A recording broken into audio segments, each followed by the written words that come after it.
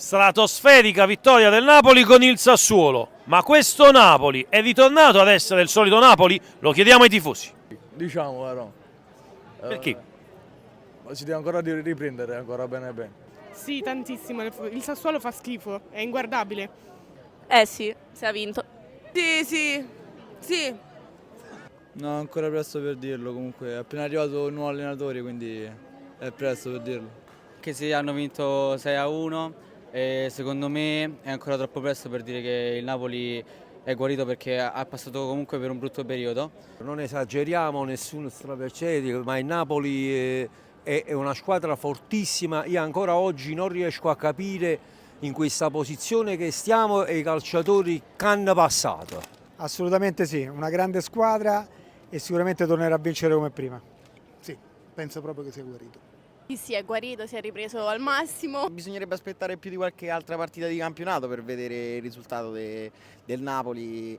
Comunque 6-1 un bel risultato e credo che abbia dato molta fiducia al morale della squadra. Secondo me no, perché il Napoli ha vinto col Sassuolo, che bensì è una squadra da Serie C molto scarsa. Ha fatto un sacco di errori difensivi, quindi il Napoli ha fatto una grande prestazione anche perché il cambio di allenatore diciamo che ha gasato la squadra e quindi c'è stata questa vittoria. No, secondo me il Napoli non è guarito, bensì è stata solo un calo di prestazione del Sassuolo. E questo lo dimostra anche lo stile di gioco del Napoli, dove appunto non propone. È un gioco dove non si tende ad andare avanti, bensì 1000 tocchi su un pallone e si continua sempre così. Io penso che è stata una casualità e appunto, ripeto, dimostra quel gol preso negli ultimi minuti dal Sassuolo.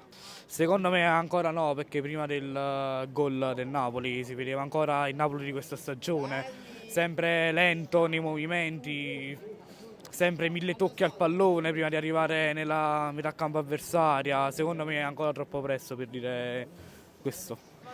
Guarito diciamo che è una parola troppo grossa perché comunque sei 3 punti importantissimi, ma dobbiamo dare continuità alle prestazioni domenica con la Juventus in casa. È una partita molto importante, sì.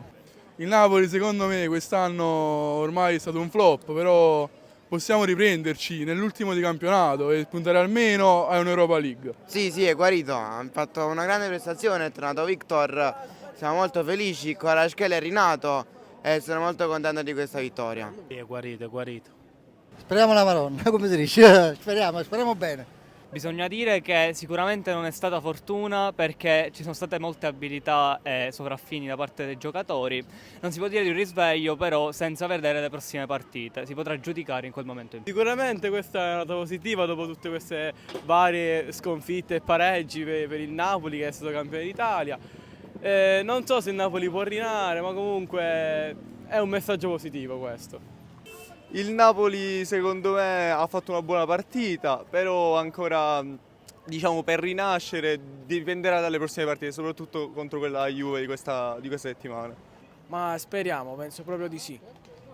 Non del tutto, dobbiamo vedere le prossime partite, magari con qualche vittoria in più possiamo definire un Napoli guarito. Non del tutto, però comunque la partita di ieri ha dato molta fiducia ai calciatori, in prima di tutto.